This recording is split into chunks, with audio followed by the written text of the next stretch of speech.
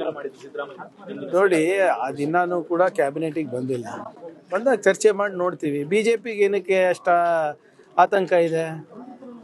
ಅವರು ಜಾತಿ ಗಣತಿ ಮಾಡ್ಬೇಕಂದ್ರೆ ಫಸ್ಟು ಎಲ್ಲ ಬಿಜೆಪಿ ರೂಲ್ ಸ್ಟೇಟ್ಸ್ನಲ್ಲಿ ಮಾಡಿ, ಗುಜರಾತಲ್ಲಿ ಮಾಡಿ, MP ನಲ್ಲಿ ಮಾಡಿ, ಉತ್ತರ ಪ್ರದೇಶನಲ್ಲಿ ಮಾಡಿ, ದೇಶಾದ್ಯಂತ ಮಾಡಿ, ಜಿತ್ನಿ ಆಬಾದಿ ಉತ್ನಾ ಹಕ್ ಅಂದ್ಬಿಟ್ಟು ಏನು ಸ್ಲೋಗನ್ಗಳಿಗೆ ಅವರು ಕೂಡ ಬೆಂಬಲಿಸ್ತಾ ಇದ್ದಾರೆ. ಒಳ್ಳೇದೇ. ಫಸ್ಟ್ ಅಲ್ಲಿ ಮಾಡಿಬಿಟ್ಟು ನಮಗೆ ಉಪದೇಶ ಮಾಡಕ್ಕೆ ಹೇಳಿ.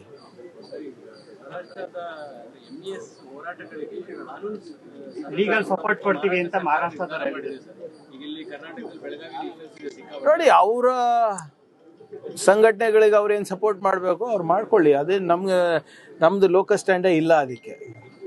ಆದರೆ ನಮ್ಮ ನೆಲ, ಜಲ, ನಾಡಿನ ವಿಚಾರ, ಭಾಷೆ ವಿಚಾರ ಬಂದಾಗ ನಾವು ಕೂಡ ಹಿಂಸರಿಯೋದಿಲ್ಲ.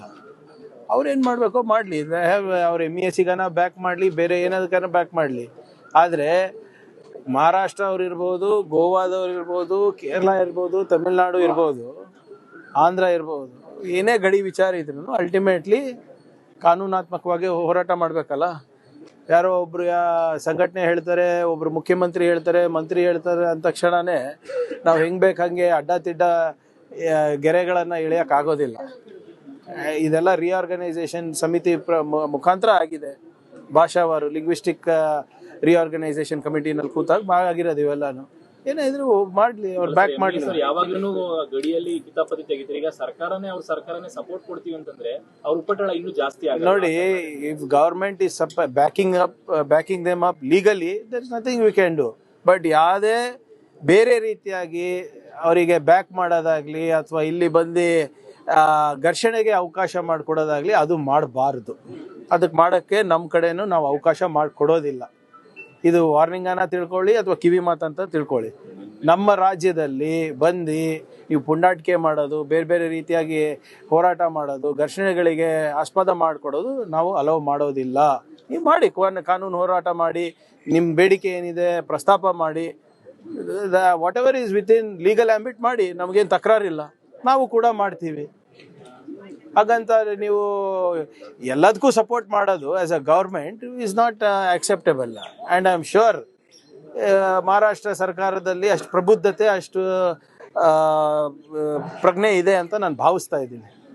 ಅಶೋಕ್ ಅವರು ಪತ್ರ ಬರೆದಿದ್ದಾರೆ, ರೈತರ ಸಾಲ ಮನ್ನಾ ಮಾಡಿ 50,000 ಎಷ್ಟು ಸಾಲ ಇದೆ 50,000 ಕೆಳಗಡೆ ಇರೋರಿಗೆ ಮಾಡಕ್ಕೆ ಹೇಳಿ.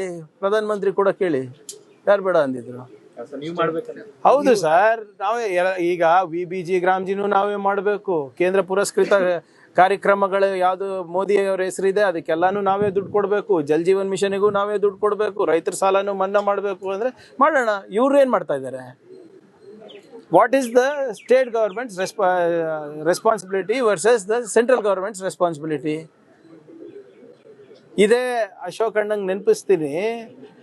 ಯಡಿಯೂರಪ್ಪ ಅವರು ಮೇಲ್ಮನೆಯಲ್ಲಿ ಸಾಲ ಮನ್ನಾ ಮಾಡಿ ಅಂತ ಪ್ರಸ್ತಾಪನೆ ಮಾಡಿದಾಗ ಉಗ್ರಪ್ಪ ಅವರು ಏನಂದಿದ್ರು, ನನಗೆ ನೋಟ್ ಛಪಾಸ ಮಿಷಿನ್ ಇದೆಯಾ, ಸಾಲ ಮನ್ನಾ ಮಾಡ್ಲಿಕ್ಕಾಗಲ್ಲ, ನನ್ನ ಹತ್ರ ಏನು ಪ್ರಿಂಟಿಂಗ್ ಪ್ರೆಸ್ ಇಟ್ಕೊಂಡಿದ್ದೇನೆ ದುಡ್ಡಿಂದು ಅಂತ ಹೇಳಿದರು. ಅವಾಗ ಅವ್ರದ್ದೇ ಸರ್ಕಾರ ಇತ್ತಲ್ಲ. ಭಾಳ ಸ್ಪಷ್ಟವಾಗಿ ಮುಖ್ಯಮಂತ್ರಿಗಳು ಏನು ಹೇಳಿದ್ದಾರೆ, ಇನ್ನು ಈಗ ಗ್ರೌಂಡ್ ಟ್ರೂತಿಂಗ್ ಆಗಬೇಕು, ವರದಿಗಳನ್ನು ಸಲ್ಲಿಸಬೇಕು, ದತ್ತಾಂಶಗಳು ಬರಬೇಕು, ಅದಾದ್ಮೇಲೆ ನಾವು ನೋಡ್ತೀವಿ. ಈಗ ಸಾಲ ಮನ್ನಾ ಮಾಡಬೇಕು ಅಂದರೆ ಮಾಡೋಣ, ಬೇಡ ಯಾರಂತ ಇದ್ದಾರೆ. ಆದರೆ ನಿಮ್ಮ ಸಹಕಾರ ಏನಿದೆ, ಅದಕ್ಕೆ ನಿಮ್ಮ ಕೊಡುಗೆ ಏನಿದೆ? ಕೇಂದ್ರ ಸರ್ಕಾರದವರು ಮತ್ತು ನಿಮ್ಮ MP ಗಳೆಲ್ಲ ಏನು ಮಾಡ್ತಾ ಇದ್ದಾರೆ? ಬರೀ ಮನ್ ಕಿ ಬಾತ್ ಕೇಳಕ್ಕಿರೋದ ನೀವು? ನಾವು ಭಾಳ ಸ್ಪಷ್ಟವಾಗಿ ಮತ್ತೊಮ್ಮೆ ಹೇಳಲಿಕ್ಕೆ ಇಚ್ಛೆ ಪಡ್ತಾ ಇದ್ದೀನಿ. ಮಾನ್ಯ ಮುಖ್ಯಮಂತ್ರಿಗಳು ಎಲ್ಲ ರೀಜನಲ್ ಹೆಡ್ ಕ್ವಾರ್ಟರ್ಸಿಗೆ ಹೋಗ್ತಾ ಇದ್ದಾರೆ. ಬರ ಪರಿಸ್ಥಿತಿಯನ್ನು ಹೇಗೆ ನಿರ್ವಹಣೆ ಮಾಡಬೇಕಂತ ಸಲಹೆ ಪಡಿತಾ ಇದ್ದಾರೆ, ವರದಿ ಪಡಿತಾ ಇದ್ದಾರೆ. ಅದು ಏನು ಕೇಂದ್ರ ಸರ್ಕಾರದ ಮಾನದಂಡದ ಪ್ರಕಾರ ಡ್ರಾಟ್ ಡಿಕ್ಲೇರ್ ಆಗಬೇಕಾಗಿದೆ. ಅದಕ್ಕೆ ಏನೇನು ಬೇಕು ವರದಿಯನ್ನು ಸಿದ್ಧಪಡಿಸ್ತಾ ಇದ್ದಾರೆ. ಅದಾದಮೇಲೆ ತಾನೇ ಇವೆಲ್ಲನೂ. ಮತ್ತು ಡ್ರಾಟ್ ಡಿಕ್ಲೇರ್ ಮಾಡೋಕ್ಕೆ ಹೇಳಿ ಕೇಂದ್ರ ಸರ್ಕಾರಕ್ಕೆ. ಯಾಕೆ ವಿಳಂಬ ಮಾಡ್ತಾ ಇದೆ? ನಮಗೆ ಪ್ರವಚನ ನೀಡೋದು ಬಿಟ್ಟು ಅಶೋಕ್ ಅವರಿರ್ಬೋದು, ವಿಜೇಂದ್ರ ಅವರಿರ್ಬೋದು, ಕೇಂದ್ರ ಸರ್ಕಾರಕ್ಕೆ ಪತ್ರ ಬರೀಲಿ. ಮಾನವೀಯತೆ ದೃಷ್ಟಿಯಿಂದ ತುರ್ತಾಗಿ ನೀವು ನಿಯಮಗಳನ್ನು ಸರಳೀಕರಣ ಮಾಡಿ, ಸಡಲ್ಗೊಳಿಸಿ ಬರೋದು ಡಿಕ್ಲೇರ್ ಮಾಡಕ್ಕೆ ಹೇಳಿ. Sir, after the NEET exam, Rahul Gandhi attack on the net. Sir ನಿನ್ನೆ ಕೆಲವೊಂದು ಜನ ಶಾಸಕರು ಡಿನ್ನರ್ ಮೀಟಿಂಗ್ ಮಾಡಿದ್ದಾರೆ. ಕ್ಯಾಬಿನೆಟ್ ಎಕ್ಸ್ಪಾನ್ಷನ್ ಆಗೋ ಸಂದರ್ಭದಲ್ಲೇನೆ ಒಕ್ಕಲಿಗ ನಾಯಕರು ಅಷ್ಟು ಜನ ನಿನ್ನೆ ಡಿನ್ನರ್ ಸೇರಿರೋದು. ಈಗ ಸೇರಬಾರ್ದಂತ ಏನಪ್ಪ, ಊಟ ಮಾಡೋಕ್ಕೂ ನಿರ್ಬಂಧ ಇದೆ ಅನ್ರಿ ನಿಮ್ದು. ಈಗ ನಾವು ಒಂದಿಬ್ರು ಮೂರು ಜನ ಕಾಫಿ ಕುಡಿಯೋಕೆ ಹೋದ್ರೂ ಅದನ್ನು ನೀವು ಸಂಘಟಿತರಾಗ್ತಾ ಇದ್ದಾರೆ ಹೈಕಮಾಂಡ್ ವಿರುದ್ಧ ಅಂತ ನೀವು ಬ್ರೇಕಿಂಗ್ ಹಾಕ್ಬಿಟ್ರೆ ನಾ ಏನು ಮಾಡಲಿ. ಮೊನ್ನೆ ಡೆಲ್ಲಿಗೆ ಹೋಗಿದ್ದೆ ನಾನು, ಮನೆಗೆ ಹೋಗಿದ್ದೆ, ಅಂದರೆ ಖರ್ಗೆ ಸಾಹೇಬ್ರ ಮನೆಗೆ ಡೆಲ್ಲಿನಲ್ಲಿ. Breaking news, Priyank Kharge AICC ಅಧ್ಯಕ್ಷರ ಮನೆಗೆ ಹೋಗ್ತಾ ಇದ್ದಾರೆ ಅಂತ. ಈಗ ನಾನು ಇರೋದು ಅಲ್ಲೇ ಅಲ್ವಾ, ಈಗ ನಾನು ಏನು ಮಾಡೋಕ್ಕಾಗ್ತದೆ ಹಿಂಗೆಲ್ಲ ನೀವು? ಇಲ್ಲ, ಅದೇ ಹೇಳ್ತಾ ಇರೋದು, ಅದು ಬ್ರೇಕಿಂಗು.